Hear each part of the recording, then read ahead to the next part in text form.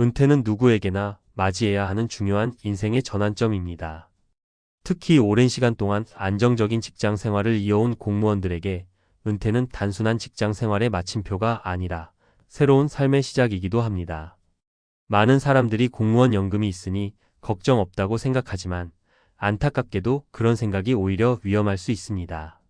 오늘은 실제 사례를 통해 60세 은퇴한 공무원들이 노후에 겪은 경제적 어려움과 그 결정적인 실수 3가지를 살펴보겠습니다.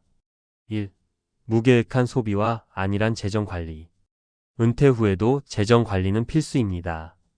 수입이 줄어드는 만큼 지출도 조절해야 하지만 막상 은퇴하면 이제 나를 위한 인생을 살아야지라는 마음으로 소비가 늘어나기 쉽습니다. 사례 1. 김씨의 이야기.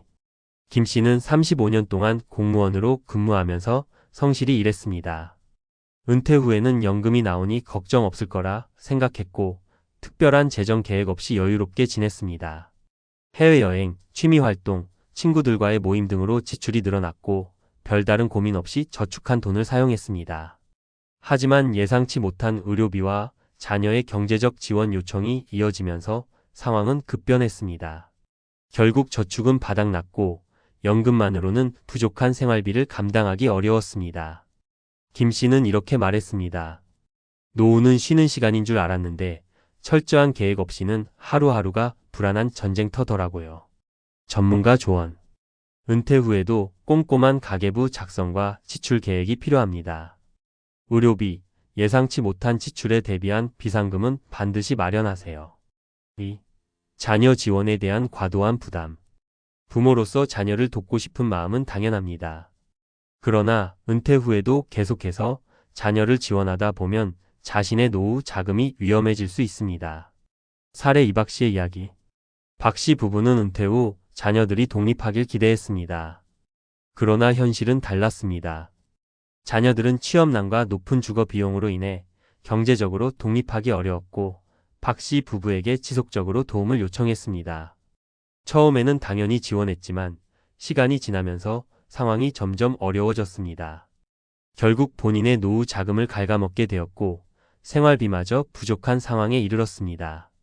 나중에는 자녀에게 도움을 요청하는 역전된 상황이 발생했습니다. 전문가 조언. 자녀의 경제적 지원에는 분명한 한계선을 두어야 합니다. 자신의 노후 자금이 최우선이며 이를 지키는 것이 오히려 자녀에게 부담을 주지 않는 길입니다. 3. 안정적인 수익원 부재. 은퇴 후 연금만으로 생활을 유지하는 것은 쉽지 않습니다.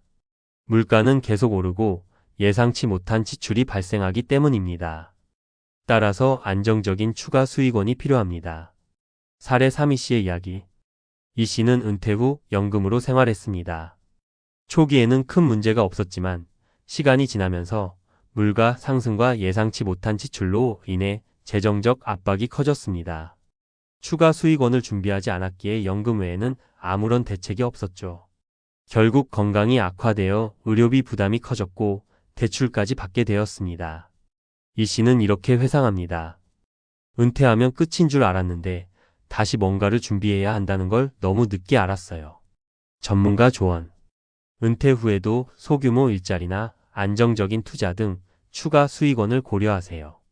평생 현역이라는 마인드로 작은 일이라도 꾸준히 하는 것이 중요합니다. 전문가 칼럼 노후 파산을 막는 3가지 핵심 전략.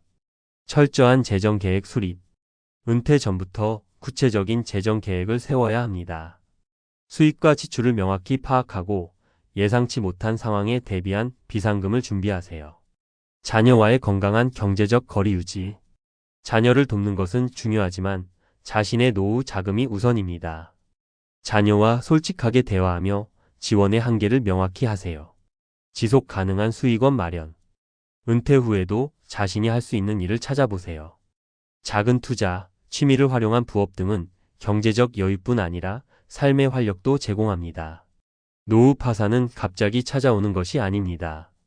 작은 실수들이 쌓여 결국 큰 문제로 이어지죠.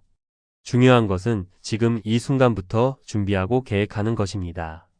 오늘의 이야기가 여러분의 노후 준비에 작은 도움이 되기를 바랍니다.